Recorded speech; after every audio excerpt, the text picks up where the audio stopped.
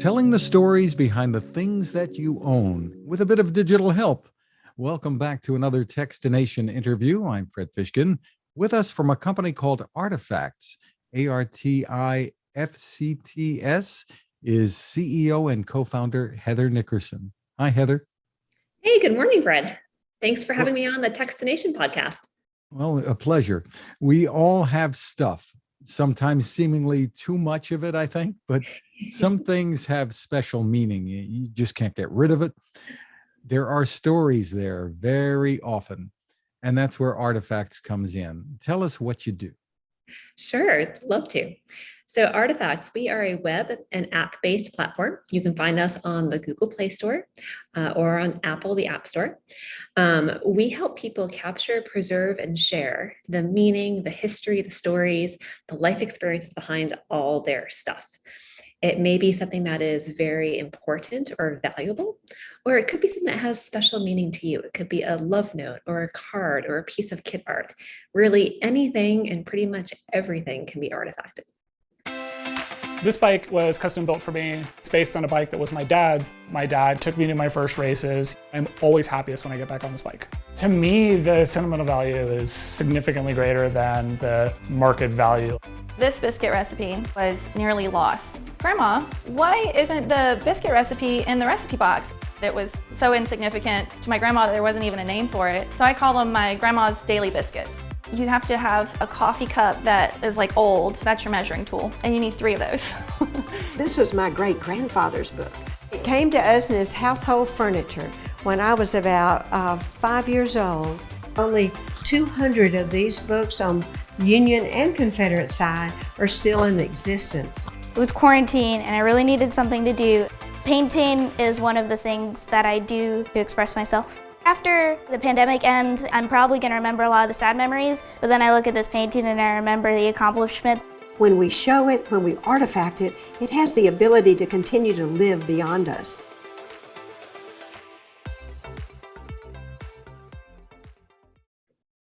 So how did this come about? Great question, Fred. So the original idea for Artifcts came from my mother. She passed away very unexpectedly 5 years ago. And as the eldest and only girl, I was left with all of her stuff.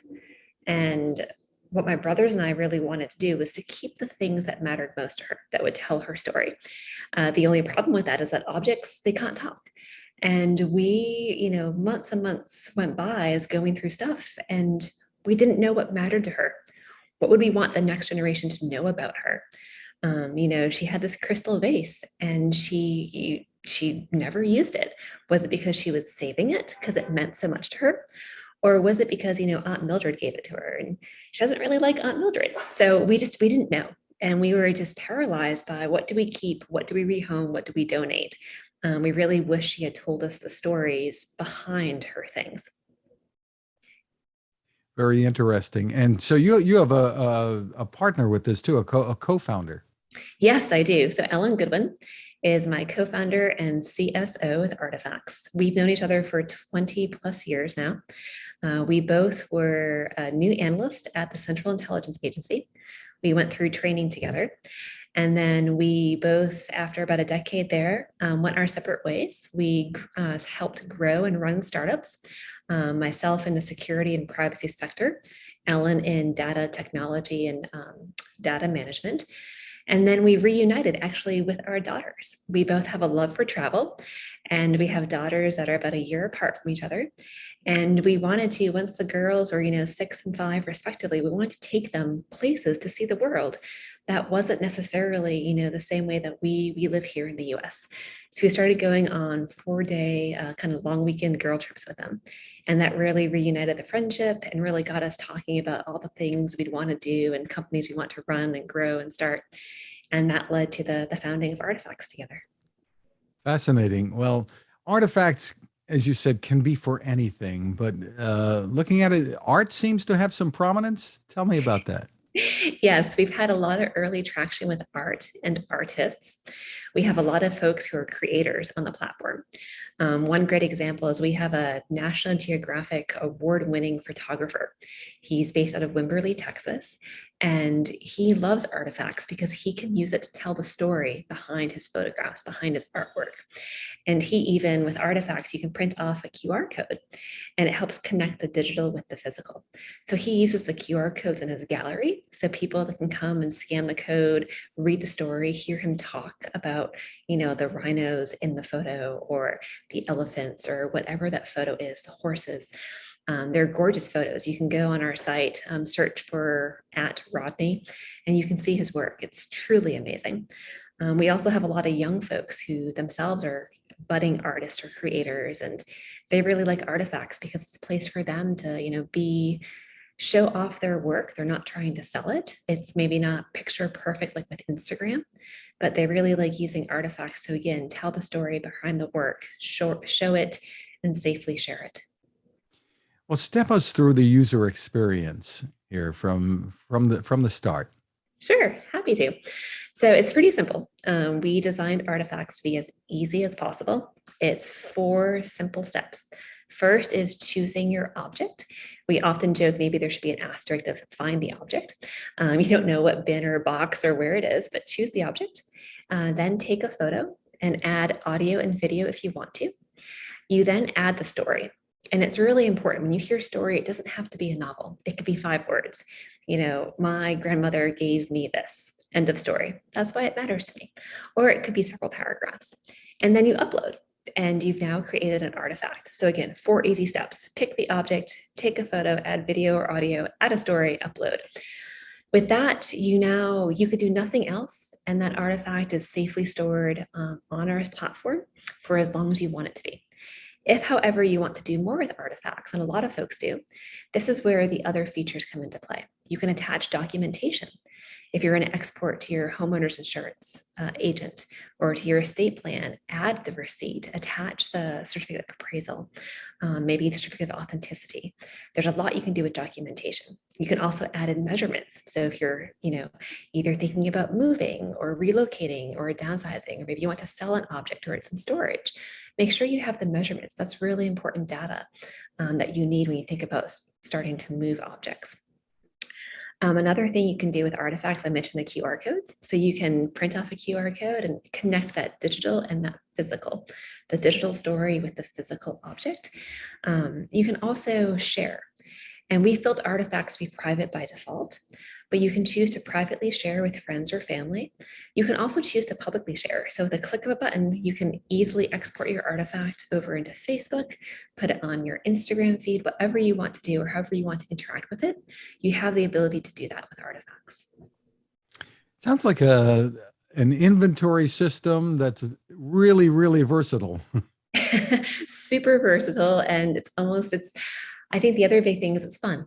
We've built artifacts to be very engaging. It's not a lot of inventory apps you go through, you keep on checking boxes. With artifacts, you can tell the story. Again, you can share it and you have the ability to give people edit control. So I can share an artifact with my brother and say, hey, dear brother, I only remember half of the story. Do you know the other half? What did mom do with this when you were in the house? So he can add that story to it. So it's very collaborative too. So it's not just a stationary inventory app. It goes in the system and it's done. There's a lot of back and forth, a lot of ways you can interact with your artifact kind of in the real world.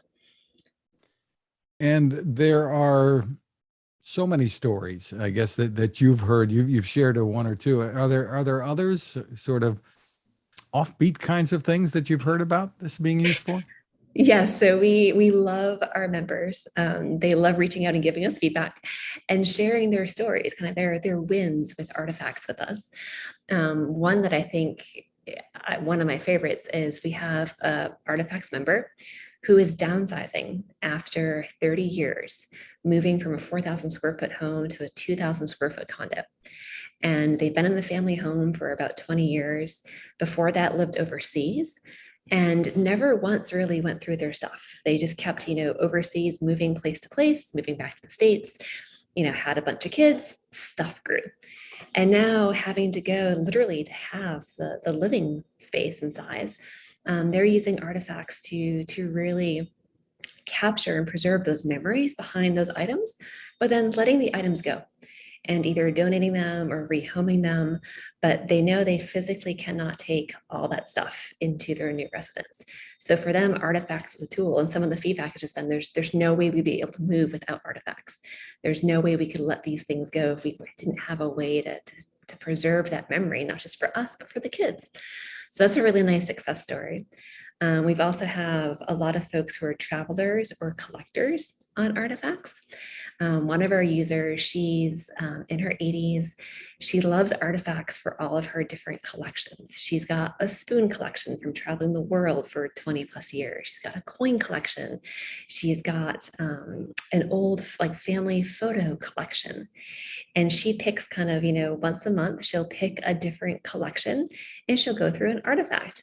And then what we love about this is that she'll then share those artifacts with her grown sons, who either one may not know she even has the collection. Like she did the coin collection recently, and the feedback we got was, oh my gosh, my sons had no idea I had this. And now they all want to keep the collection in the family.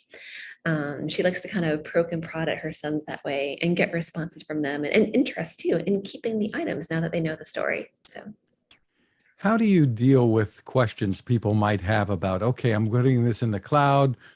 They have to, one, have faith that Artifacts is going to be there for a long time. And number two, I guess they say, well, can I download everything in one big lump here and have all of this data myself? Yeah, great question, Fred. And that's, I think, the beauty of Ellen and I both being former CIA and knowing the value of security and privacy and your information. From day one, we've designed Artifacts to be incredibly secure. We host the platform on AWS, which is the best non-government grade encryption and platform that we can have. We also, in designing Artifacts, first and foremost, you have a legacy contact. So when you register your account and you go through and create your account settings, pick someone, or actually you can pick two people, pick two individuals that just something happened to you. They're your legacy contacts. They can then have control of your account.